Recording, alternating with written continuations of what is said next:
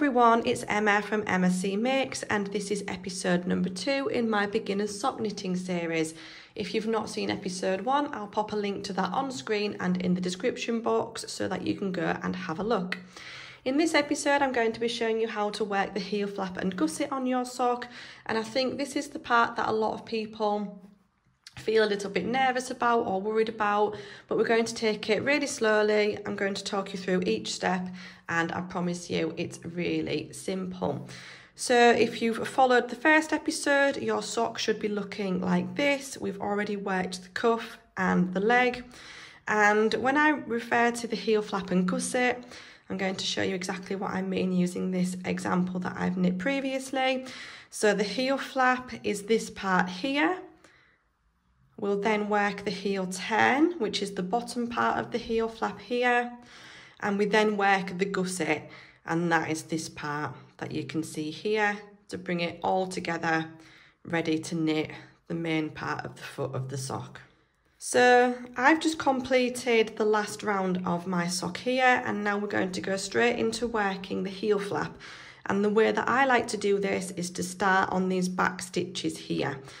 So we're going to take our working yarn, and instead of looping it over the top as we have been doing, we're going to let it fall down there. We're going to take our front needle this time, because we're going to be working back along this needle here, and we're just going to bring that yarn to the front because we're going to purl across this row. For the first stitch, we're actually going to slip. So slip that stitch from the left hand onto the right hand needle, and then we're just going to purl across for that full row of back stitches. So I'm going to continue doing that, and I'll see you once I've worked the full row. So I've worked across all of those stitches now, and I'm simply going to turn my work, just bring the other needle back around to the front, and for the second row we're going to slip that first stitch again, and this is so that it makes it much easier when we come to picking up the stitches for the gusset, which I'll explain in a little bit. And then we're going to knit the next stitch, and we're going to repeat that right across the row. So we're going to slip one and knit one, slip one and knit one, slip one and knit one, and we're going to do that for the entire row.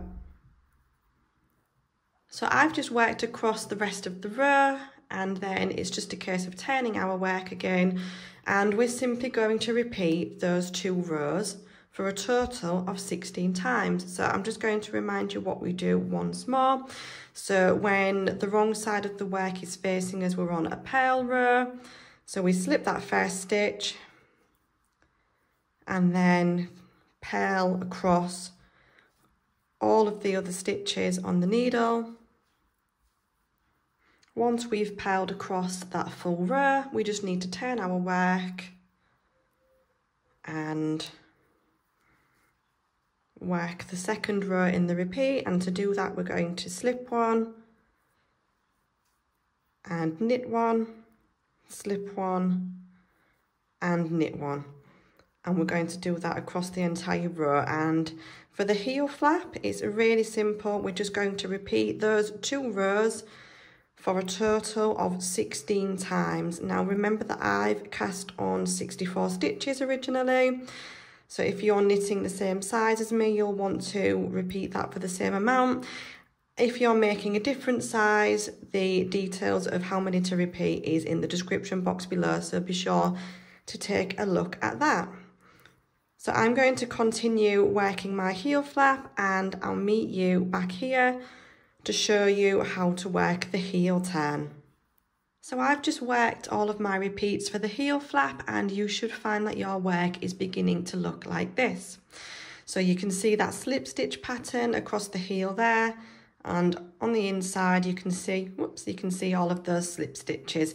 And the reason we do this is to create a nice hard wearing fabric to go against our heel when we're wearing the sock. So next we're going to work the heel turn. So you want to have the wrong side of the work facing you like this. And we're going to begin again by slipping that first stitch, and then we're going to purl the next 16 stitches. If you are working a different size, then make sure you check the description box below because you'll need to purl a different number. So I'm going to go ahead and purl across now. So I've just purled across my 16 stitches. Next, what I'm going to do is purl the next 2 stitches together. So that's really simple. We're just going to pop our needle through both of those stitches at once and then purl them as normal. And then the next stitch, we're just going to purl. And then we're going to turn our work. We're going to slip that first stitch. We're going to knit 3,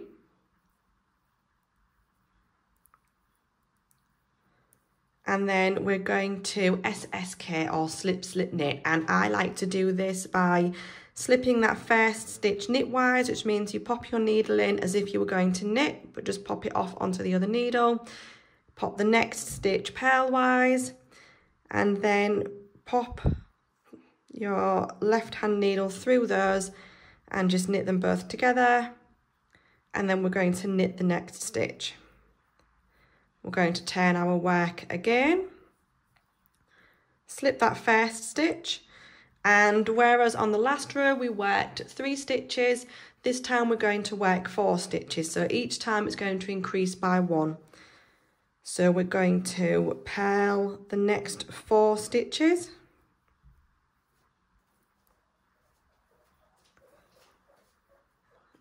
And you should find you've come to a bit of a gap in your work here, and you can actually use that as a marker.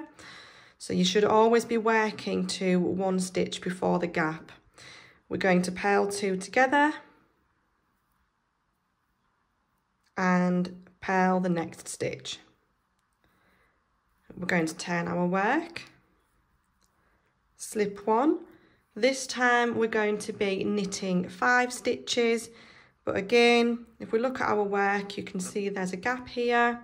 So we're working to 1 stitch before that gap.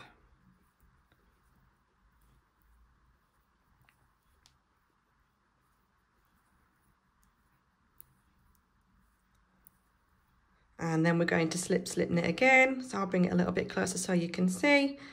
So pop your needle through that first stitch and slip it knitwise. Slip the next stitch purlwise. Take your left hand needle, pop it through both of those stitches and knit them together, and then knit the next stitch. We're going to turn again, slip that first stitch and purl 6 stitches, or just 1 before that gap. And we're going to continue in this manner, so working across there, purling 2 together or slip slip knitting, and then working 1 extra stitch, and you're just going to keep on turning in that one, continuing in that way until all of your stitches have been used up. So I'm going to continue working the heel turn, and then I'll come back and show you what to do next. So I've just finished working the rest of my heel turn, and you should find that your sock is looking like this. So you can see the heel turn there clearly, and you should find that you're finished with your working yarn on the left hand side, ready to pick up these stitches on the heel flap. And this is another part that a lot of people find really tricky, but again, we're going to take it really slowly. So if we just start off by having a look at the heel flap and just giving it a bit of a twist there, you should be able to see some nice clear stitches along the side here that we're going to be picking up, and that's because we slipped those stitches at the beginning of the row when we worked our heel flap. That's created these nice clear stitches here for us to see. So I like to do this by holding the yarn in my left hand. I'm a crocheter as well, so I just find that the easiest, but you can do this however you feel the most comfortable. So what we're going to do is, if we keep our work turned towards us a little bit like this, we can see the first stitch is here. We're going to take our needle tip, pop it underneath both legs of that stitch, and we're just going to, pull that working yarn through. So that's the first one done. The next stitch is here. Again, we're going to pop our needle through and pull through that working yarn. And if you find this really tricky, sometimes it helps if you can use like a crochet hook or something to pop through there to pull the yarn through. But again, it's one of those things that does get easier with practice. We can see our next stitch is here. Make sure that you go underneath both legs of the stitch so that you've got both of them on the needle here, and pull that yarn through. And you should find that you pick up however many rows or repeats, sorry, that you worked when you worked the heel flap. So I did 16 repeats in total, so I should have a total of 16 stitches to pick up. And I'm just going to continue picking up the rest of the stitches in this way until we get to the bottom. So I'll just show you a couple more. So again, turn that work so you can see the stitches nice and clearly. Pop the needle through both legs there and just pull that yarn through. And it helps if you can keep the yarn a little bit relaxed. If you try and pull too tightly, things can start pinging off. So I'm going to continue now picking up the rest of these stitches, and I'll meet you back in a moment to show you what to do next. I've picked up all of my stitches now, and you can see them sitting on the needle here. Sometimes it can be quite common to get a hole in the gusset here where the gusset joins onto the front of the sock, in which case you can always pick up an extra stitch around this region. And you might find it helpful to pop a stitch marker here, because that will mark the beginning of our round, but also it will mark the end of the back stitches and the beginning of the front stitches. I don't actually like to use stitch markers. What I do is just arrange my needles, just give this one a pull here so that all of the back stitches are sitting on one cable and all of the front stitches are sitting on this cable on the front here.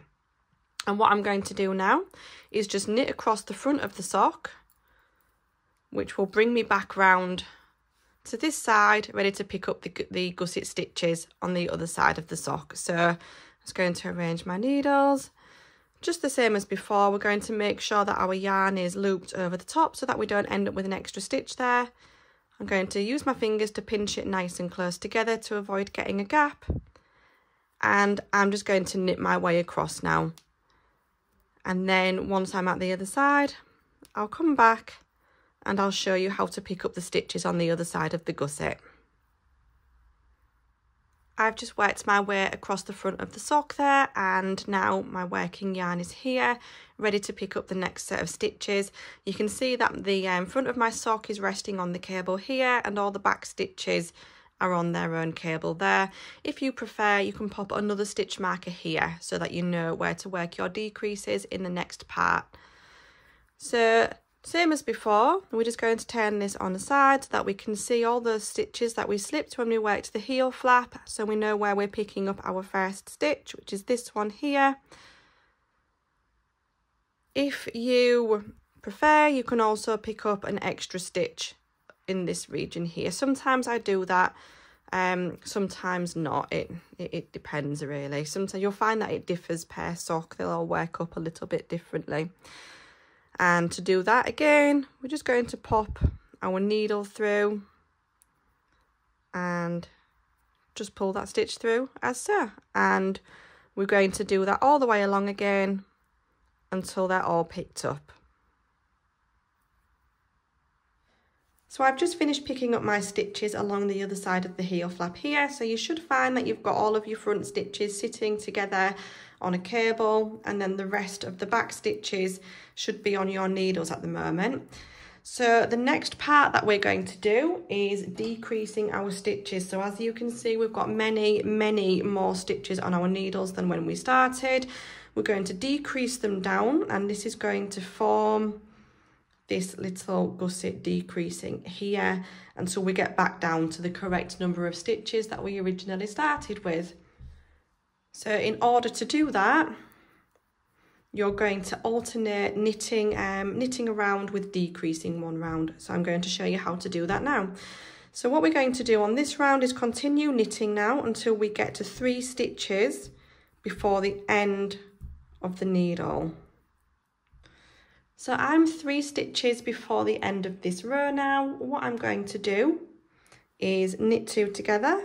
So just pop my needle through both of those stitches as if to knit them both at once, and then just knit that next stitch as normal. We're going to turn our work, and on this side is our front of the sock. All of those stitches are sitting on their own, remember, and we're just going to knit across those as normal, and then I'm going to show you how to do the decrease on the other side.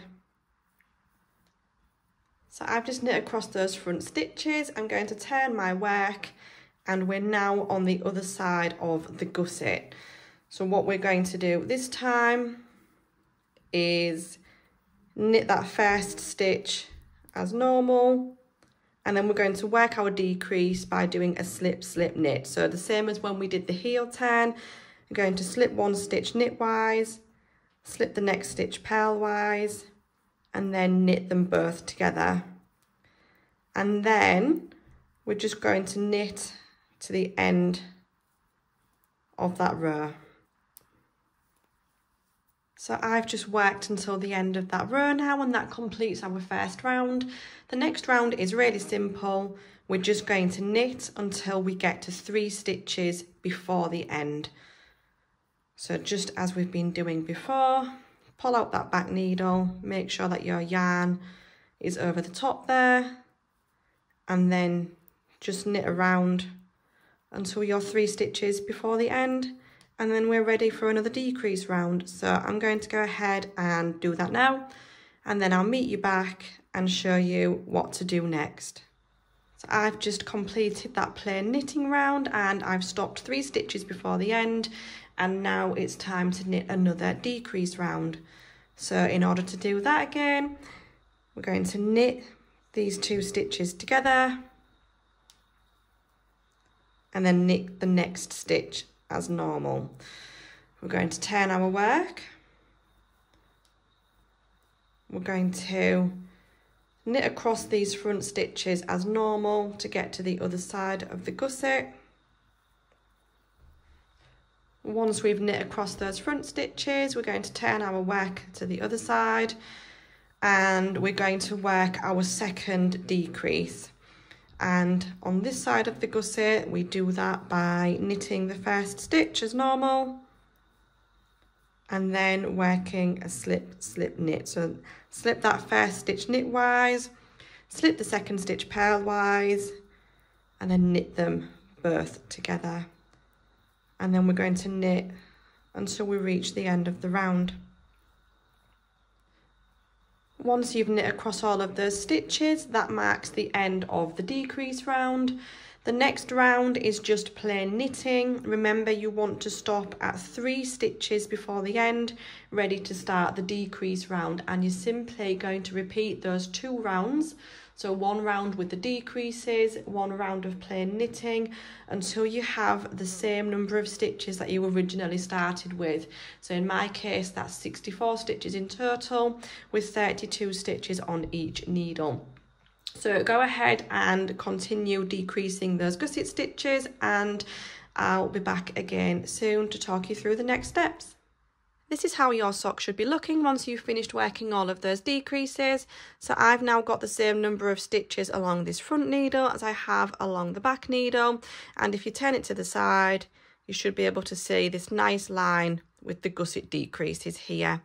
And we're now on to the really simple part of the sock, which is just plain knitting. We're going to continue knitting the foot of the sock now until we reach the size that we want. So what I recommend doing is keeping on knitting and trying on your sock at various intervals. When you try it on, you want to make sure that you try it on bare feet, obviously, and make sure that you stand up when you try it on, because you'll find that as the weight of our foot shifts, it can actually stretch that sock out quite considerably, and it will make it seem a lot shorter than if you just try it on when you're sitting down. We want to carry on knitting until that sock is about 4 centimetres approximately from the end of our big toe. So that actually marks the end of this episode. In the next episode, I'm going to be showing you how to work the toe and how to graft your stitches together at the end with Kitchener stitch to finish off your sock. So thank you so much for watching. I hope you found this tutorial helpful, and I'll see you in the final episode to finish off our socks. Bye everyone.